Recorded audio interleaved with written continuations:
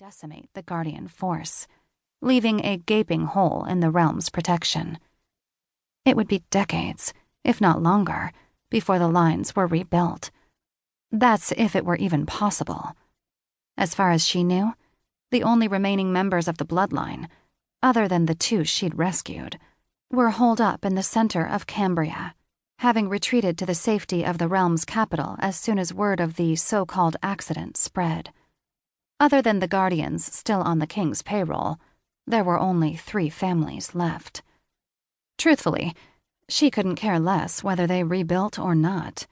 Most Guardians were just as much murderers as they were heroes. They despised all magic, would see it wiped from the realm if given the chance. Which was ironic, seeing as how their very blood contains magic resistance, which is its own form of power. Still, she'd seen the carnage firsthand, and it ranked among the highest atrocities she'd witnessed while working for the council. So many dead. Men, women, children. And for what? So magic could reclaim the realm? Even she saw that as a horrible idea. Magic shouldn't fully govern magic. There had to be balance. If the king fell, chaos would reign, and the creatures of the night would take over. Sages wouldn't stand a chance against what waited should the structure crumble. They were just as much targets as those who didn't belong to her side of the realm. She shivered at the thought. Bloodthirsty creatures with nothing to keep them at bay. They despised sage magic, for it was the only thing keeping them from running rampant through the realm. Guardians may not be able to be turned, but they couldn't keep the wolves and vamps at bay without sage power. A breeze ruffled the trees, filling her nose with the scent of pine and the coming rain. Sienna closed her eyes for a moment, drinking it in.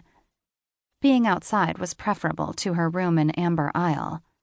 There, it was stuffy, the 4 walls making it seem as though she had all the freedom in the realm when, in reality, she was nothing but a glorified prisoner. She might as well still be in chains. Sienna shook her head. "We'll not go back there." Breathing deeply, she stifled a cough when another scent filled her lungs. Vampires typically didn't smell, but some werewolves, the most brutal of the packs, carried the stench of their dead with them. Seems the party had finally arrived. Peering into the darkness, Sienna could barely make out 2 figures walking toward her from different sides of the forest. They made nearly no sound, strolling cautiously, and if it weren't for her elevated senses, she might have believed the occasional crunching of the leaves was nothing but a stag or other forest animal. Watching carefully so she didn't lose sight, she waited until the creatures were in place below a tree 3 to the south of her. As soon as they stopped, Sienna jumped from her branch, soft boots hitting the ground soundlessly, and activated a spell that would keep her invisible to them, or rather make them not interested in her presence. They wouldn't even be able to catch her scent. If someone chose to look past the cloak, though, they would see her standing just beside the tree, listening to everything that was being said. Luckily for her, very few creatures in the realm possessed that trick. In her longer-than-normal life, she'd only met 3 who had, and none of them lived to tell about it. "I told you, we shouldn't meet out in the open like this," the vampire said, looking around nervously. His blood-red eyes looked right past her and on into the tree line. The wolf transformed into man, completely unashamed at his nakedness in the moonlight. "Does this look public to you?" He raised his arms and looked around, staring right past Sienna. Arrogant bastard. If ever there were a species in the realm she despised above all others, it was the werewolves.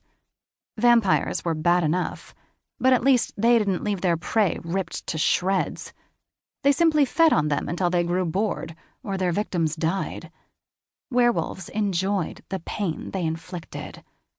Animals. It's open.